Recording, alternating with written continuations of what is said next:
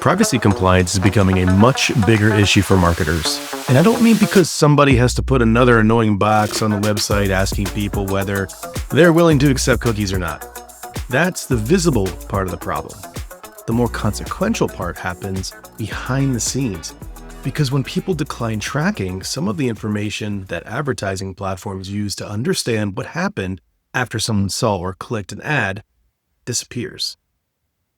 Google says this pretty plainly in its own documentation. When advertising or analytics cookies aren't available, advertisers lose visibility into portions of the customer journey and can no longer directly connect some ad interactions with conversions. That's huge. That's an attribution problem, obviously, but it's also a performance problem because the same conversion information we're using to judge Google is information Google uses to optimize the advertising in the first place. That's particularly important when you're running automated campaigns like Performance Max, or PMax for short. These systems aren't just buying media according to a schedule somebody created 3 months ago. They're constantly learning from the conversion signals coming back to them. Google actually warns advertisers that incomplete conversion data can create biased learning in automated bidding. If a group of customers appears to convert less often simply because their conversions are harder to observe, Google's bidding system can begin treating that group as less valuable.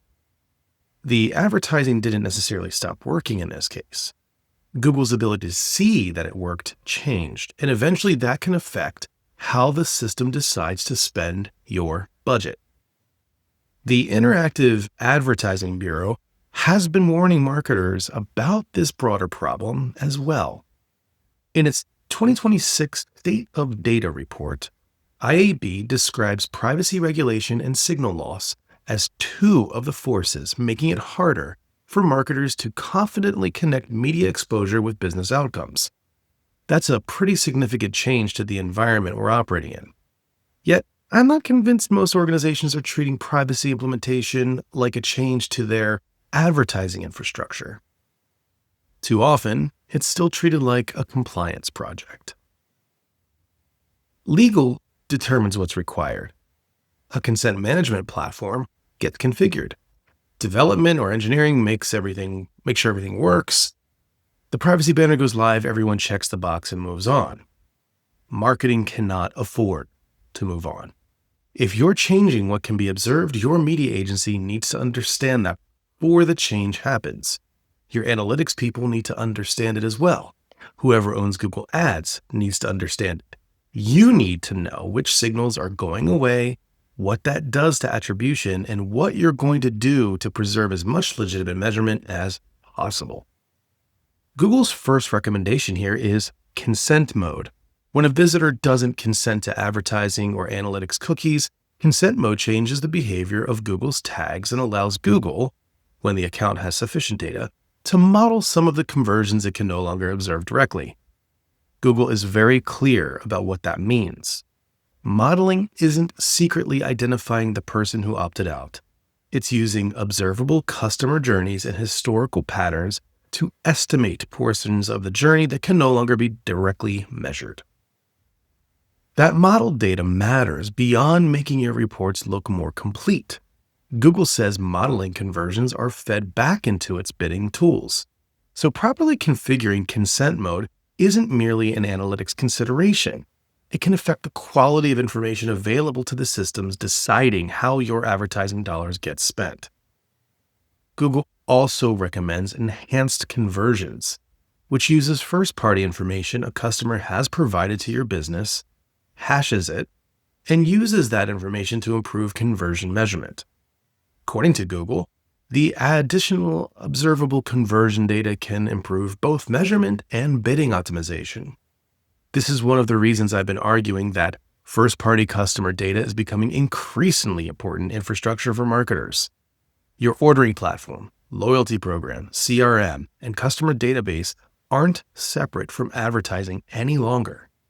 They're increasingly part of how advertising gets measured and improved.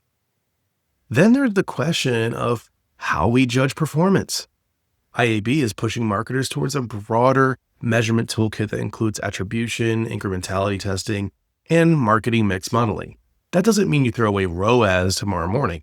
It means we have to acknowledge that the era of pretending we can deterministically follow every customer from an impression through a click to purchase is disappearing. This becomes especially important when privacy changes are implemented. If measured conversions fall afterward, that doesn't automatically mean advertising performance fell by the same amount.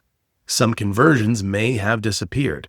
Others may simply have disappeared from your ability to observe them. Google itself makes that distinction between observed and modeled conversions. So if you're responsible for marketing, there are some questions I'd be asking your agency right now. What happens to our attribution when people decline tracking? Is consent mode implemented correctly? Are we eligible for conversion modeling? Are we using enhanced conversions where appropriate? What first-party conversion information are we sending back to the platforms? How are PMAX and automated bidding being affected? And most importantly, how are we going to know whether a change in reported ROAS represents an actual change in business performance or simply a change in what we're capable of measuring? Those are not questions for legal. Legal should tell you what you're allowed to do. Your technology team should make sure the website actually does it. But marketers still have to figure out how to operate effectively inside those boundaries. Privacy compliance is not going away, nor should it. The mistake is believing that compliance ends when the banner works. And that's the real takeaway.